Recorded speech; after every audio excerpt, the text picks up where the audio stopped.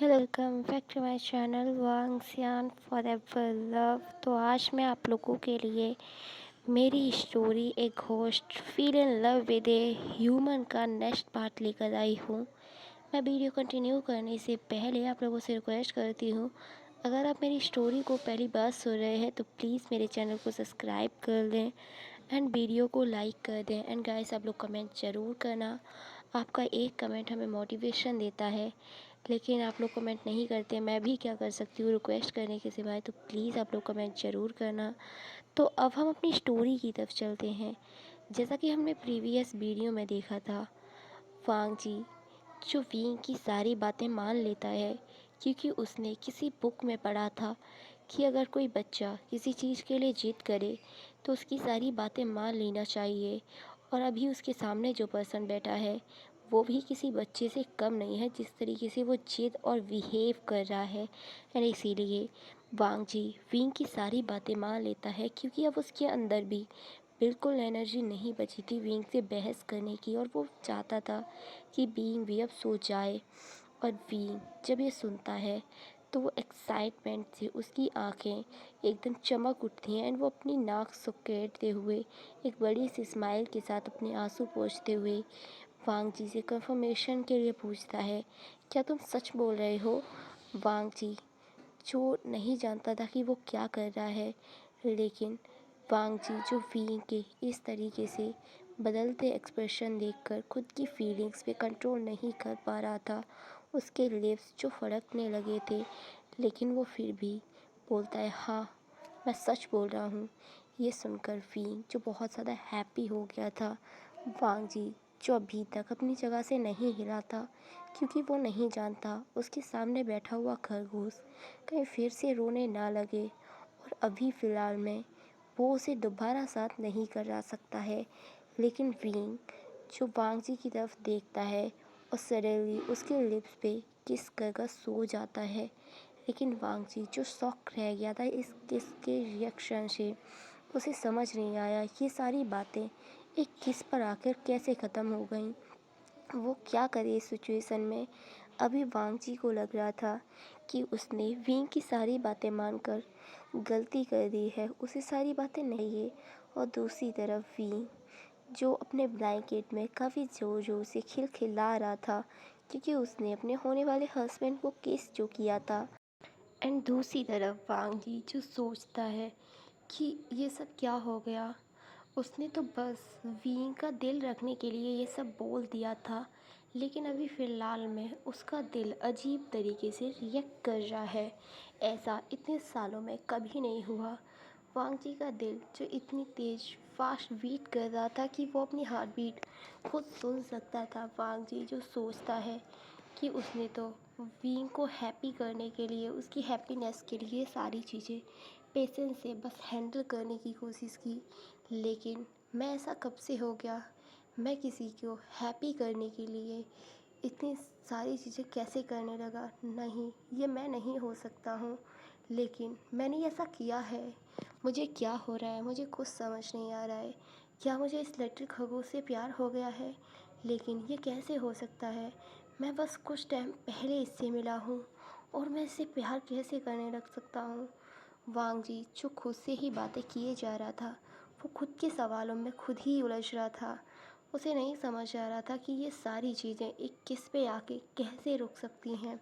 वांग जी जो सोचता है वो इन सारी चीज़ों को बाद में देखेगा, लेकिन अभी फ़िलहाल में उसे सोने की ज़रूरत है। वांग जी जो खुद को सोने की कोशिश कर रहा था, लेकिन उसे नींद नहीं आ रही थी। फाइनली सुबह होने से कुछ घंटे पहले वांग जी जो सोने में कामयाब हो ही जाता है। एंड दूसरी तरफ अब तक वीन जो सोने का नाटक कर रहा था वो उठता है एंड वांग जी की तरफ देखते हुए वो सोचता है कि उसका होने वाला हस्बैंड सोते टाइम कितना ज़्यादा हैंडसम दिखता है। उसने वांग जी को खुद के लिए चूज़ कर कर बिल्कुल भी गलती नहीं की है। उसने अपने लिए एक परफेक्ट पर्सन को चूज़ किया है। उसे खुद पे प्राउड फील हो रहा था एंड वो साई भी फील कर रहा था कि फाइनली उसने अपने हस्बैंड को अपनी फीलिंग्स बता दी हैं और उसका होने वाला हस्बैंड भी उससे प्यार करता है, उसकी फीलिंग्स को एक्सेप्ट कर लिया है। ये सोचकर वांग जी वीइंग जिसकी आंखें चमक उठती हैं, वो सोचता है अगर ये सारी बातें वो उस ओल्ड पर्सन को बताएगा तो वो पर्सन दोबारा हार्ट अटैक से मर ही जाएगा।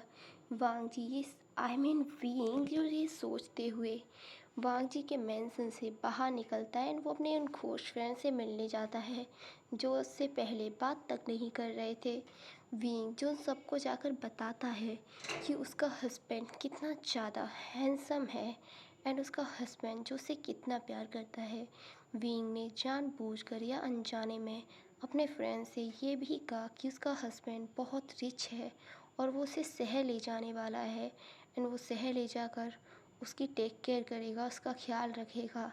और उसका हस्बैंड ये भी जानता है कि वो मर चुका है, लेकिन वो उससे फिर भी प्यार करता है। वो ये सारी चीज़ें बताते हुए बहुत एक्साइटेड फील कर रहा था।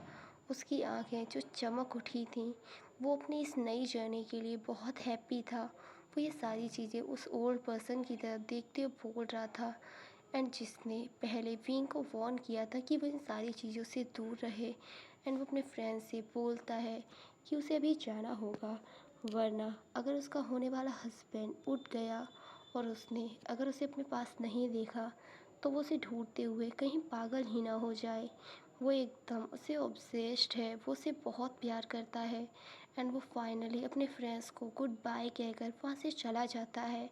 रास्ते में बहुत सारे घोस्ट उसे मिलते हैं जो उससे जेलस फील कर रहे थे। ये साफ साफ दिखाई दे रहा था क्योंकि उन्होंने अपनी किस्मत को बहुत बार आजमाने की कोशिश की थी, लेकिन मरने के बाद ना उन्हें कोई देख सकता था ना सुन सकता था। लेकिन ये पहली बार हुआ था कि किसी घोस्ट को कोई देख और सुन ही नहीं सकता बल्कि उसे छू भी सकता है। इसीलिए वो सारे लोग बहुत ज़्यादा जेलस थे कि विंग को एक ऐसा पर्सन मिला है जो उसे देख और छू सकता है, साथ ही वो उसे बहुत प्यार करता है। उनकी किस्मत ऐसी क्यों नहीं है। विंग जो हैप्पीली वांग जी के मेंशन में आता है तो वो देखता है वांग जी जो अपने बेड पे सो रहा है। वो बहुत ज़्यादा ब्यूटीफुल लग रहा था सोते टाइम। विंग जो धीरे से बेड के पास जाता है एंड अपने ब्लैंकेट को ज़मीन पे गिरा देता है एंड धीरे से वांग जी के ब्लैंकेट के अंदर जाकर उसके चेस्ट पे अपना सर रखकर अपनी आइज़ क्लोज कर देता है। एंड दूसरी तरफ वांग जी जो काफ़ी पीसफुल तरीके से सो रहा था, लेकिन अचानक से उसे काफ़ी कोल्डनेस फील होती है और वो जाग जाता है। उसे खुद की बॉडी बिल्कुल फील नहीं हो रही थी। उसे ऐसा लग रहा था कि किसी ने उसकी बॉडी को फ्रीज में बंद कर दिया हो। वो देखता है तो विंग उसे हक कर कर सोया हुआ था। वो सोचता है कि आखिरकार विंग की बॉडी इतनी ज़्यादा कोल्ड क्यों है, क्योंकि वो इतने लंबे टाइम से बाहर रहा है एंड इसी के लिए उसकी बॉडी की सारी वार्मनेस ख़त्म हो गई है और वो अपनी गर्माहट को ढूंढते हुए उसके पास आया है। ये सोचकर ये पहली बार हुआ था जब वांग जी ने स्माइल की और वो धीरे से अपने हाथ को उठाता है एंड विंग का सर अपने हाथ पे रख कर धीरे से विंग के हेयर्स को टच करने लगता है। उसे उम्मीद नहीं थी कि विंग के हेयर्स इतने ज़्यादा सॉफ्ट और सिल्की होंगे कि उसे उन्हें छूने की आदत ही हो जाएगी। एंड वो धीरे धीरे विंग के हेयर्स को कैरिश करने लगता है एंड वो ध्यान रख रहा था कि विंग जाग न जाए। हालांकि विंग जो पूरी रात भर से सोया नहीं था, वो इन सारी चीज़ों को महसूस कर रहा था और इन्जॉय कर रहा था। वो अपने होने वाले हस्बैंड को अपने बाहर केयरिश करते हुए महसूस कर कर बहुत हैप्पी फील कर रहा था और उसका मूड भी अच्छा था। वो धीरे से अपनी आइज़ ओपन करता है। वो देखता है वांग जी जो कुछ ऐसा पकड़ करते हुए पकड़ा गया था जो कि बचकाना था। एंड विंग जो स्माइल करते हुए बोलता है गुड मॉर्निंग, क्या तुम्हें अच्छी नींद आई। वांग जी जो कोल्ड एक्सप्रेशन के साथ अपने उन इमोशंस को छुपाने की कोशिश कर रहा था जो उसे इन्वेस्टमेंट फील करा रहे थे एंड बोलता है गुड मॉर्निंग, हाँ मुझे अच्छी नींद आई एंड अब तुम उठो, सुबह के 10 बज चुके हैं, हमें जल्दी से ब्रेकफास्ट कर कर निकलना भी है, उससे पहले तुम रेडी हो जाओ। एंड वांग जी ये कहकर वॉशरूम में शावर लेने के लिए चला जाता है एंड दूसरी तरफ वी जो उस प्लेस पे जाता है जब वांग जी सोया हुआ था एंड वो वांग जी की बॉडी की वार्मनेस फील करने लगता है।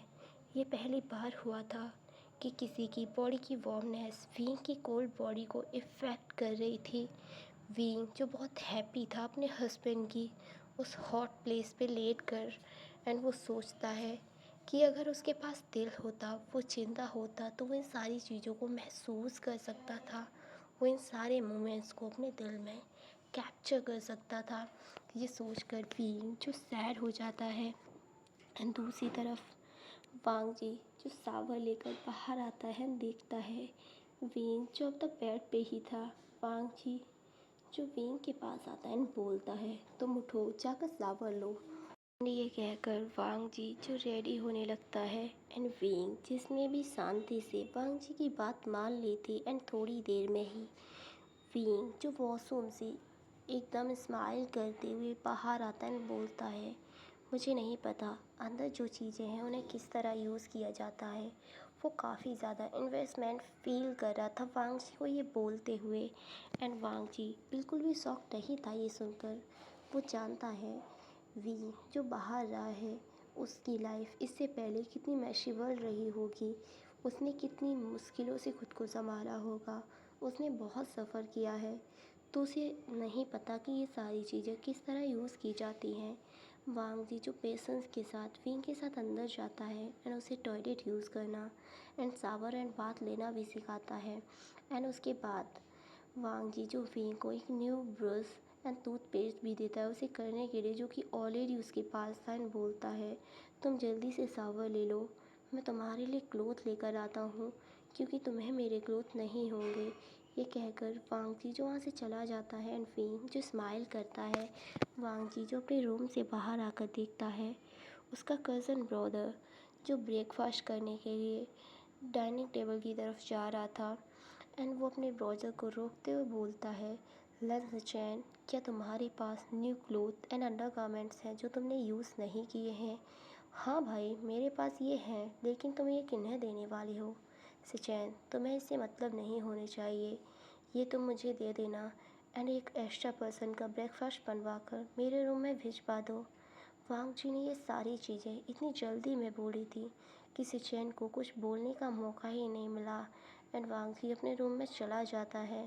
एंड सिचैन जो सोचता है, क्या उसके भाई ने किसी को अपने रूम में छुपा कर रखा हुआ है जिसे वो उसके क्लोथ एंड अदर गारमेंट्स देने वाला है। लेकिन ऐसा कैसे हो सकता है? उसका भाई किसी अननोन पर्सन को उसके रूम में आने की परमिशन कैसे दे सकता है? सिचैन ये सोच रहे थे। एंड इसी के साथ ये चैप्टर भी ख़त्म होता है। मिलेंगे नेक्स्ट चैप्टर में।